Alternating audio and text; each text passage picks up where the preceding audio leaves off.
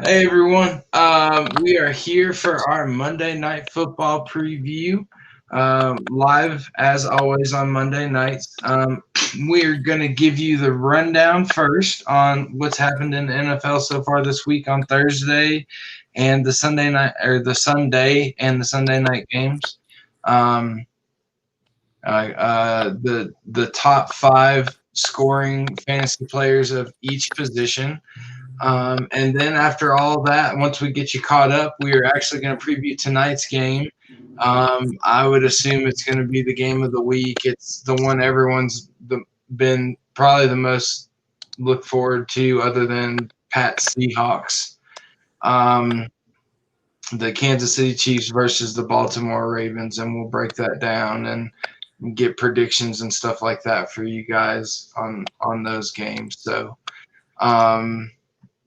yeah, so Drew, whenever you're ready, go ahead and take us through week 3 so far, and let us have it. All right, I'll start out with the results from the games, the game Thursday and all the games yesterday. The Dolphins, they beat the Jaguars 31-13. The Titans, the Titans pulled one out yesterday against the Vikings in a comeback win, 31-30. Undefeated. Tighten up. The Bears beat the Falcons 30-26. I don't know. That was crazy. I don't know. I was gonna say upset, but I don't know if you call that upset the way the Falcons. I mean, the Falcons have played good, but they blew it. I'd call it an upset anytime Mitchell Trubisky's team wins. But I think I read something. I read an article today. At least I think I did. Sorry, guys. I actually broke my foot this morning, so I've been on pain meds today a little bit. So I've been a little bit loopy for the beginning part of today. I'm fine now, but I thought I read it yesterday or read it today. But they essentially they're going to start Nick Foles at quarterback now over Mitchell Trubisky. Like they're over him starting next week, I believe. I mean, it doesn't. I mean, it can't get worse. I don't think. No, I mean, if Allen Robinson's producing with Mitchell Trubisky, I mean, he'll produce with just about anybody. So yeah, and Foles, I mean, he has won a Super Bowl. So, okay, yeah. Moving on to the Rams and the Bills. That was another game a lot of people wanted to see. And the Bills pulled that one out 35-32. It was a pretty good game. The Washington football team were out there trying to make a name for themselves against the Browns, and that pun was intended. The Browns pulled that one out 34-20. The Raiders and the Patriots, another game a lot of people were talking about. The Patriots, they won that one 36-20. I was kind of surprised. I was thinking the Raiders might pull that one out. I picked the Raiders myself. I really did think they were going to do it, but Darren Waller he disappointed me.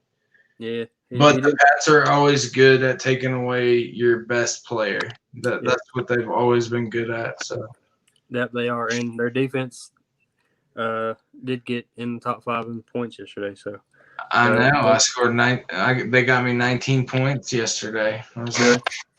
Yeah. 49ers and the Giants, even with all the injuries, as we said on the show yesterday, the 49ers was still a tough matchup, and it was 36-9. It wasn't even a good game. The Bengals and the Eagles.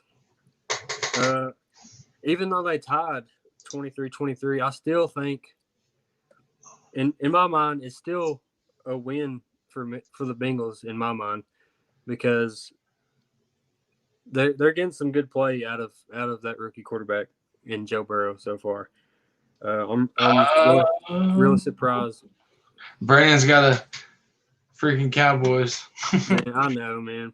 I'd like to point this out. Mr. Nathan, he has gone 6-0 in fantasy thanks to our coverage. We were actually, not to toot our own horn, Nathan. I appreciate the compliments. For real, it really helps us out a whole lot. Boosts our confidence because we're constantly after every show like, man, I hope we said the right thing. You know, we're always worried about it, but we've actually been pretty proud of how we were actually talking the other day about the actual number projections can vary game to game because it's really hard to predict variables of like game scripts and all that good stuff, unless like we're paid professionals to go watch practice and stuff like that. But we've been pretty decent at picking out context and situational football and things like that. So we've been blessed this year for sure. Congratulations on your 6-0. Let's keep rolling. Let's see if we can get to 7. Let's see if we can get to those titles. So yeah, I'm happy to hear that you did go 6-0. Makes it feel a lot better. If you wouldn't mind, when you get a chance, let us know your starting lineup. Like, let us know your QBs, your running backs, tight ends, flex, all that good stuff. Let me see what team you're working with. Anyway, continue, Drew, while Mr. Nathan writes it all down. A game Brandon just mentioned, Cowboys and Seahawks. Seahawks won that one 38-31. Again, I'll say it again. Russell Wilson is going to be the MVP this year. Yeah, he's having that type of season. And the Cowboys, we shot ourselves in the foot quite a bit. We would make some good plays on D and then follow it up with a dumb penalty or something like that. That just like one drive, they literally walked them down the field with penalty flags. Yes, it's pretty frustrating on defense for the Cowboys right now. But moving on, the Texans and the Steelers. The Steelers won 28-21, and a guy that kind of shined in that game a little bit is a guy we talked about that we thought would be good in that offense because Big Ben loves his tight ends, is Eric Ebron. He had a pretty good game yesterday. The Jets and the Colts. The Colts won that 36-7. I don't think anybody had any doubt the Colts would not win that game. Yeah. The Jets I don't know how much worse he can get there this year. I don't know, but I'm playing just about everybody that plays him this year. Yeah, I mean, if you have anybody pretty much in your lineup that's going against the Jets, start them. But stream defenses that play the Jets every week for sure. Panthers and the Chargers. Panthers won that game 21-16, but Austin Eckler had a pretty awesome day yesterday. Justin Herbert, he did too. Yeah, have like the touchdowns or whatever, but I think he got over 300 yards again. So yeah, so some bright spots there for the Chargers. Broncos and the Buccaneers. The Buccaneers won 28-10. He's back, winning a Super Bowl. The Lions and the Cardinals. The Lions upset the Cardinals 26-23. Matt Patricia gets a job another week. Yeah, for now. The Packers and the Saints. The Packers won that one 37-30. Man, Alvin Kamara did. I mean, he just went nuts last night. So, but the Packers did come away with the win. And moving on to the top 5. Oh, thanks, Dylan. We appreciate it, buddy. We try to do our best to get as much information to y'all as possible. Appreciate that, Dylan. Numbers are one thing, but as you said, being in depth and context of the situations are what are most important. I can spout numbers and projections all day, but if you don't know the reasons why, you can't make a good choice. So anyway, thank you for that. Yeah, appreciate that. Okay, top 5 quarterbacks in terms of points, and this is not counting the big play factor. Like it is just standard, or well, I say standard, but just straight PPR points for these. Russell Wilson was number 1 with 34.8. Josh Allen was number 2 with 34.2. Dak Prescott had 31.5. Doing good. Jared Goff had 26.2. Kyler Murray had 24.7.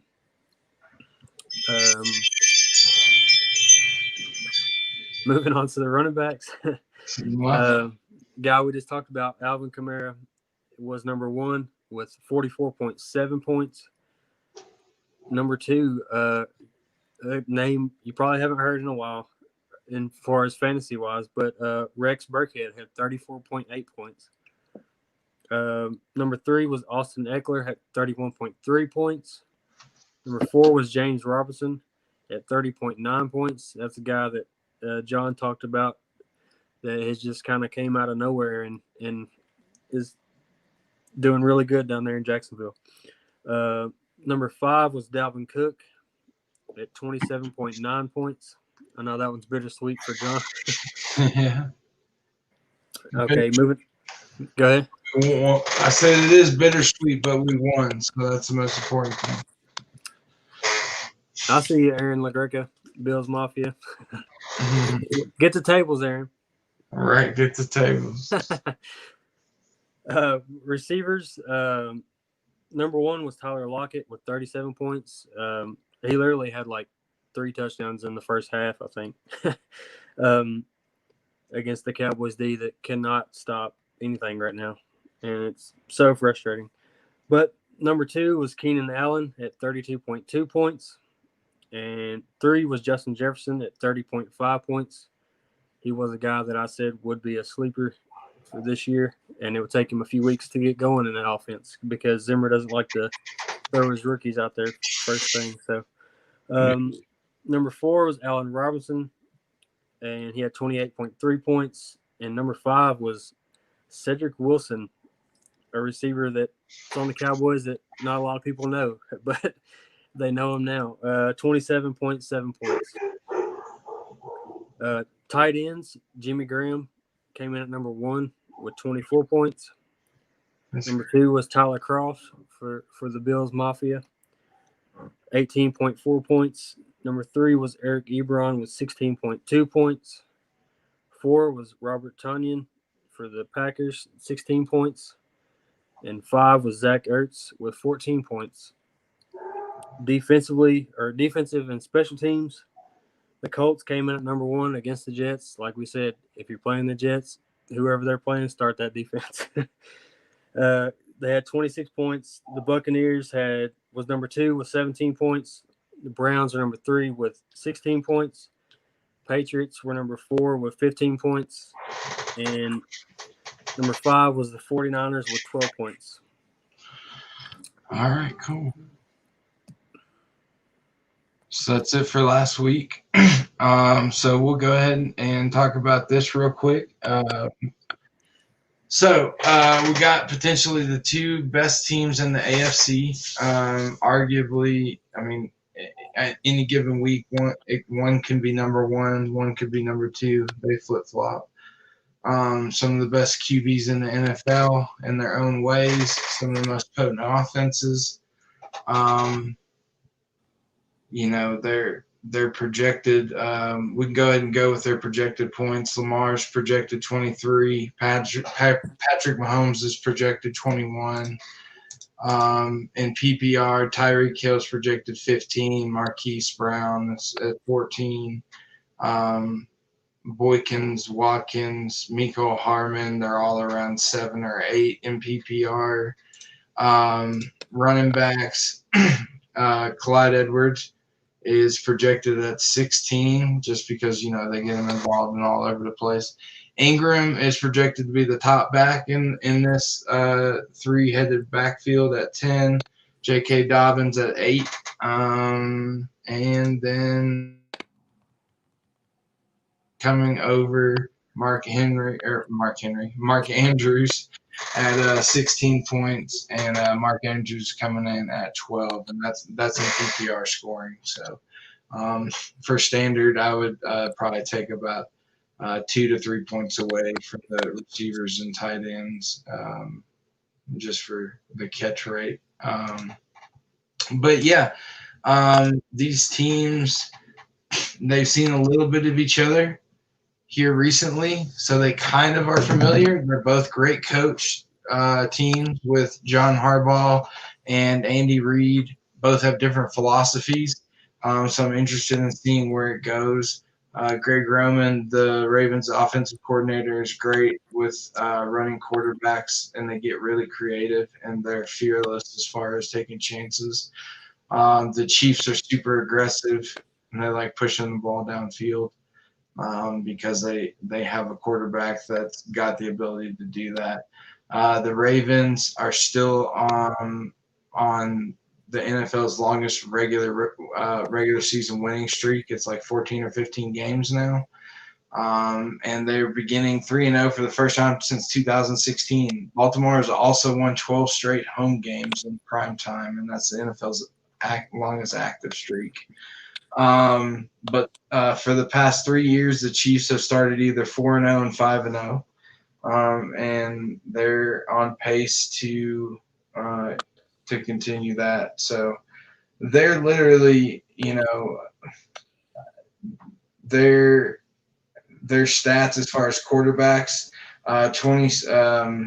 The last time they met, Mahomes was 27 of 37 for 374. Lamar was 22 of 43 for 267, and he ran for 46 and a touchdown. Mark Ingram had 103 yards, 3 touchdowns. But the Chiefs ended up winning. It was back and forth. They're just two amazing teams. It's hard to pick who's going to win. The key matchups in this game are going to be Patrick Mahomes versus the Ravens secondary. Now, me personally, as far as picking the games, I think the Ravens are going to win. Not by a whole lot, but I think that they're going to win. And this is why. The Patrick Mahomes versus the Ravens secondary. They have not played a team as talented in the defensive backfield as the Ravens are. Like I said, every week just about, they have Marcus Peters, who's the returning first team All-Pro, all defensive first team All-Pro at cornerback. Then they got Marlon Humphreys, and then there's Jimmy Smith as well. They're fantastic. They just shut people down. And then the Chiefs have a lot of receivers, but if you have really good cornerbacks and they're playing good on those days, it's going to be really hard for Patrick Mahomes to get rid of the ball. He is athletic. He can pull it down and run, but I wouldn't think he would do that a whole lot. It'd be a lot of check downs, probably a lot of short routes with Travis Kelce, so he'll probably have a high catch volume because the receivers are going to be covered. So I would look for the running back and the tight end to have a higher catch volume, in my opinion. But don't be surprised if there's a defensive breakdown once or twice on the Ravens' part, because the Chiefs are very good offensively minded wise. So you might see 1 or 2 big plays from like a third or fourth wide receiver, maybe even Sammy Watkins or something like that, or Mecole. Also, like I said before, Travis Kelce versus the Ravens defense. I see Travis Kelce being third down targets, red zone targets, security blankets for the blitzes, and for when the secondary locks down the receivers if they go into like a man/zone type of defense. They're going to throw everything they have defensively at the Chiefs to try to shake them up. They have a lot of different packages, a lot of smart people that coach that team on offense and defense, and they're going to get really creative. You're going to see the Ravens try probably some crazy-looking formations on offense, some crazy-looking plays. They're going to try to get Lamar involved in different ways. I wouldn't be surprised if we saw a halfback pass or something like that, or a wide receiver pass. The defensive packages for the Ravens are going to be intense, insane. I don't think they're going to blitz Mahomes a whole lot just because he's so dangerous with the ball. I expect them to play more, not unaggressive, but withdrawn aggression. They'll play aggressive, but on their side of the line of scrimmage, if that makes sense. I definitely wouldn't pick the Ravens defense to be like the best defense in the NFL this week because the Chiefs will end up getting theirs at some point. But at the same time, you know, I definitely think I definitely think that the Ravens are going to pull it off at the end of the day, for sure. It'll be close though. Yeah, so without repeating myself and without rambling, Drew, who you got? I think the Ravens will win tonight. I think it'll be a pretty close game, but I think the Ravens will pull it out. And again, like you said, the defense for the Ravens, I feel like, is a much better matchup than the Ravens offense against the Chiefs defense.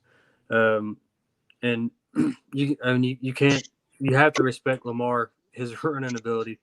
Like there's no way around it. Like if you back off in coverage, he's probably gonna end up running for 15, 20 yards at a time. So It's like there's 4 running backs, and one of them can throw for 300 yards if he needs to. Yeah, and he's really surprised me throwing the ball. Like it seems like he stepped that part of his game up even more from last year. Yeah, that I agree with that. I think he made a point to get even better at passing. Russ is still going to win the MVP, but Lamar is definitely. If they had an award for, it's not most improved because he was good last year, but like most polished or most refined, it would probably go to Lamar because he's really perfected his passing skills. Well, not perfected, but he's definitely refined his passing skills. So I'm excited for the game. Yeah, I'm pretty excited. Yeah. I need Marquise Brown to have a big night for me. Yeah. The Chiefs defense, that's something that we hadn't talked about. They have some new pass rushers this year. Their defense is no slouch either, but it's not the Ravens D. So we'll see how they handle the run, and we'll see how they try to contain Lamar on the passing situations where he likes to get out, scramble, and, just play backyard football. We'll see how well conditioned the Chiefs defense is because I can guarantee you there's no way you can simulate this dude in practice. Even if you put a wide receiver on the scout team for a quarterback, there's no way you can game plan against this man. So, yeah. Anyways, got anything else, Drew, before we cut everybody off and get ready for some football? I think that's about it. All right, cool. You cut out for a second. I thought we lost you. All right, guys. Well, that's all we got for today. I know it's a short show, but yeah, that's pretty much all you need to know. And the Ravens versus Chiefs, if you got the players on your team, start them. They're all going to be great as usual. They'll all get theirs in the end. It's just who wins.